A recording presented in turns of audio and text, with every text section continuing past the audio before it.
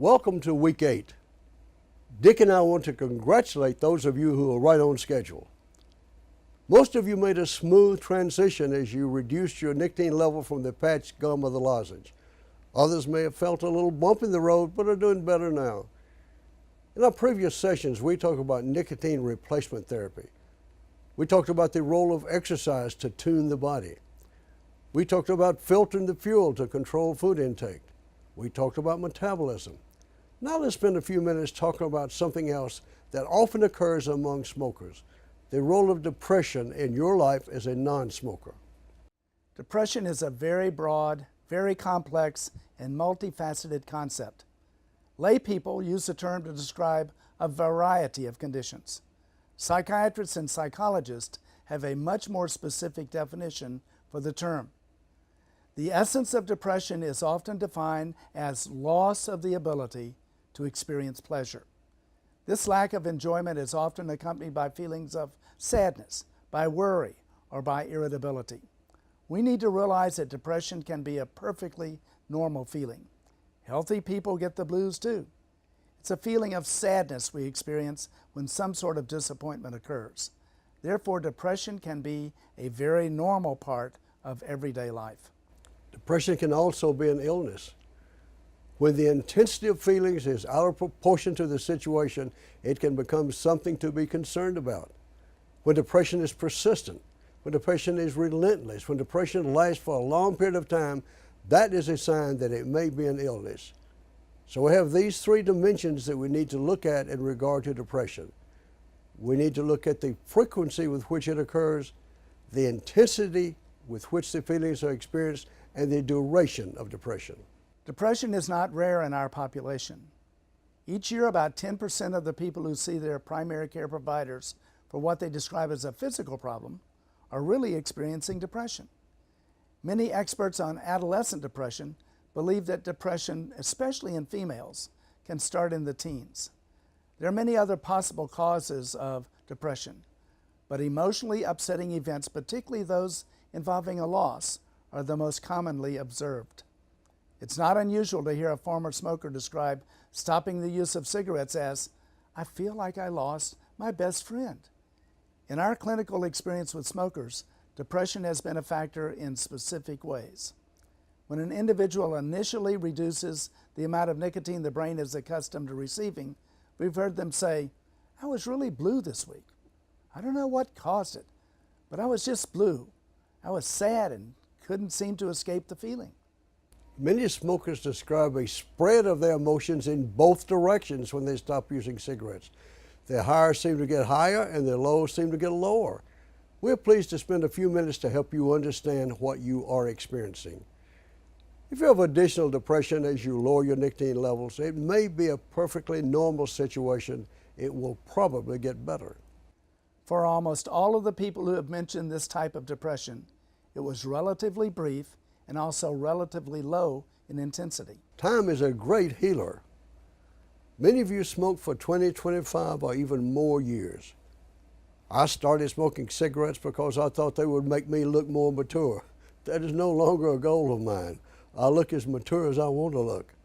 I also thought I was going to be the sexiest thing on 2 feet if I had a cigarette in my hand. I realized as I smoked a few more years, it certainly did not make me look any sexier, and I did not want my grandchildren to be offended by my cigarette breath. I thought I was going to be more socially acceptable as a smoker, that people would look at me and admire me if I had a cigarette in my hand or mouth. I don't need those things anymore. My reasons for starting smoking were gone, so my reasons to start and continue smoking were no longer valid or defensible. Nicotine does, in fact, cause the release of stimulant neurotransmitters in the brain. It also causes the release of dopamine, producing a sense of well-being. You've used a drug to accomplish some of the things that you're going to have to do on your own as you continue to reduce your nicotine intake. We're going to offer some suggestions to help you overcome some of those feelings. There may be another possible explanation for the transitory depression that many experience when they eliminate cigarettes. It is not a research-supported fact, but let's hypothesize that some people start smoking to mask depressive symptoms that emerge during adolescence. As nicotine from the nicotine patch, nicotine gum, or nicotine lozenge is reduced, these emotions have been masked for many years, may begin to emerge again. This is particularly likely to happen with a person who started smoking very early, say 12, 13, 14, 15 years of age. More than 80% of smokers begin smoking during their adolescent years. Someone who starts smoking while they are an adolescent may have never had an adult emotion without nicotine on board. Not only is it frightening to think about going through life without nicotine, but you have to learn to control your emotions without nicotine. We have some suggestions if you're experiencing some of the symptoms of depression. If you're beginning to feel a little blue because you're going through the process of becoming a non-smoker, get up and exercise.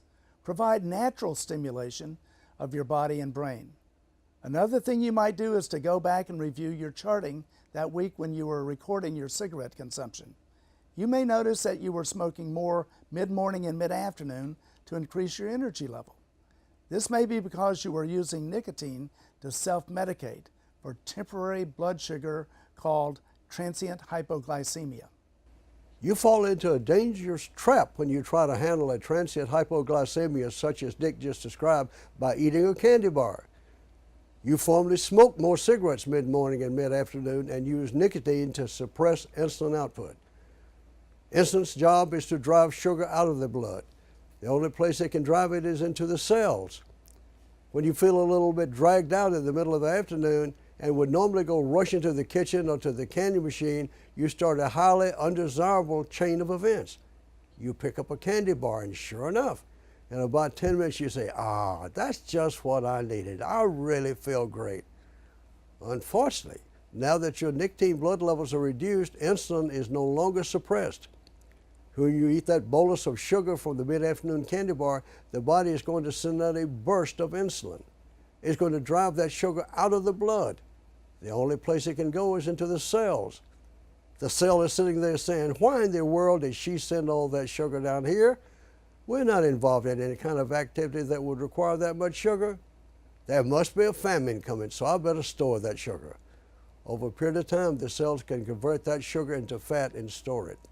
Then you try a second candy bar and it drives the blood sugar level back up, and insulin drives it back down. That's what we call an insulin rollercoaster. You need something that will be a little more difficult for the body to metabolize. Fruit sugar from an apple or a pear is more difficult for the body to metabolize. It makes the body work harder for its energy. It will tend to keep blood sugar levels higher, maintaining that feeling of well-being for a longer period of time.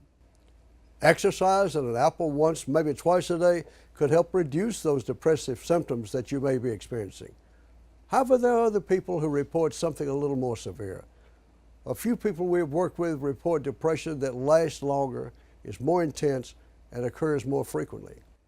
Those who have that kind of depression usually say things like, without any reason or warning, I find myself crying. I haven't cried since I was a child. Am I sick? The appropriate answer is no. You're not sick. You're experiencing what occurs occasionally when people going through a smoking cessation program. However, if the crying and the sense of hopelessness persist, please go see your primary care provider. This kind of experience is something we have heard many, many times. You feel a sense of bereavement, sadness about giving up smoking and cigarettes. However, referring to or thinking about a cigarette as a friend is not logical. Cigarettes are inanimate objects.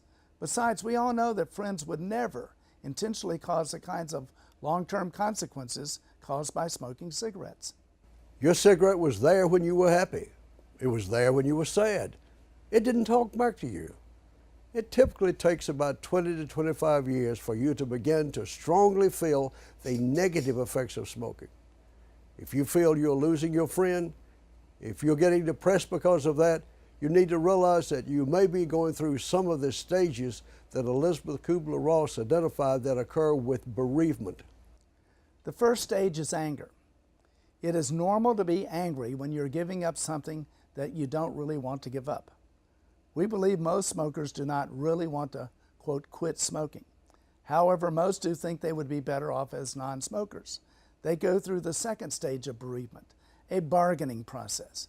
Do I really want to do this? What would happen if I decide to smoke again? Once they make the firm decision they would be better off as a non-smoker, they have started the healing process. Each day they spend as a non-smoker provides the brain with a new memory. The non-smoking days become weeks, the weeks months, the months years.